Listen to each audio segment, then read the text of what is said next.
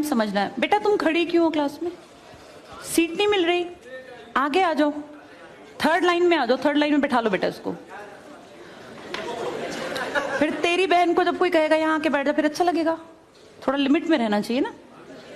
बैठ जाओ बेटा। चलो अपने देखो, अपने व्यवहार को ऐसा रखो जैसा तुम दूसरे के साथ करो, तुम्हारी बहन के साथ वही होगा।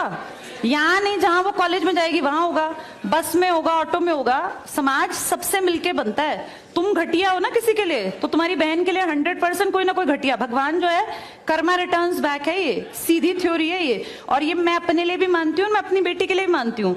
मैं जैसा कर रही हूँ ऐसा ही मेरे साथ होगा, या मेरे घर वालों के साथ। तुम जैसा कर रहे हो ऐसा तुम्हारे भाई बहनों के साथ होगा ही होगा।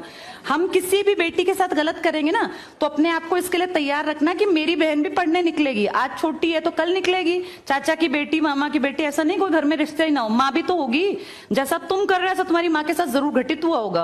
अब तुम कर रहे हो। बड़े अच्छे कई एड्स हैं, उसमें एक जवान लड़का ना सीटी बजा रहा होता है, तो उसकी माँ, देखा तुम लोगों ने वो, उसकी माँ कहती है बेटा मत कर। तुम्हारी उम्र का था वो लड़का, उसकी माँ लगा लो मेरी एज की, मुझसे 2-4 साल बड़ी होगी, क्योंकि जो बच्चे 20 के हैं उनके माँ 40-45, उनकी माँ 45 साल तक की होती हैं। तो लगातार सीटियां बजा रहा है, उसकी माँ उसको कहती है बेटा मत कर। वो इरिटेट हो जाती है, तो फील करता है कि मेरी माँ ऐसा क्यों, मतलब क्यों चिढ़ रही है सीटी बजाने से, घर में बैठ के बजा रहा था सीटी। तो उसकी माँ को याद आता है कि जब मैं रोज बस स्टॉप पे जाती हूँ, 45 साल की अधेड़ उम्र की एक औरत, एक घटिया लड़का, मतलब ऐसे नहीं होते बिल्कुल ही घटिया जिनकी परवरिश हो, वो रोज उसको परेशान करता है, उस 45 साल की औरत को।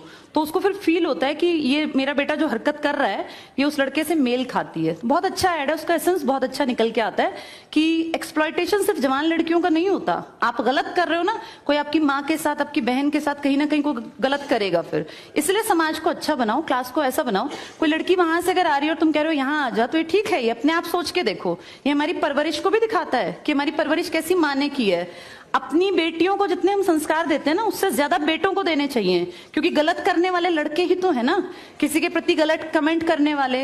ये ठीक नहीं होता। इतने काबिल बनो कि कोई तुम्हारे साथ बैठना चाहे। तुम्हें ये कहना पड़ रहा है कि यहाँ के बैठ जाओ, तुम कोई वो छिछोरे